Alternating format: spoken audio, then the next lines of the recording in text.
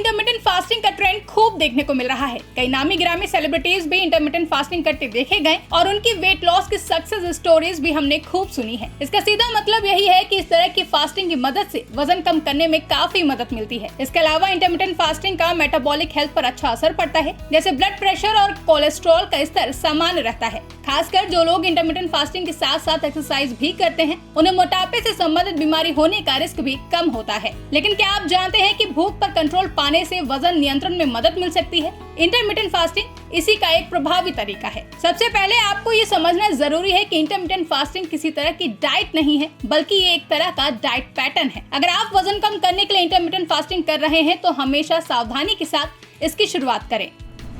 कई तरह से होती है इंटरमिटेंट फास्टिंग।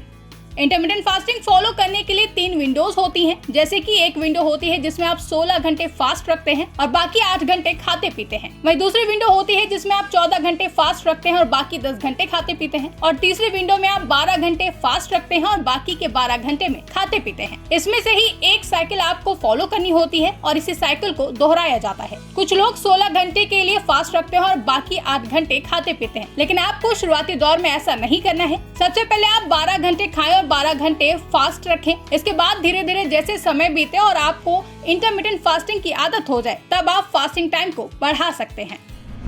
फास्टिंग करने का सही तरीका।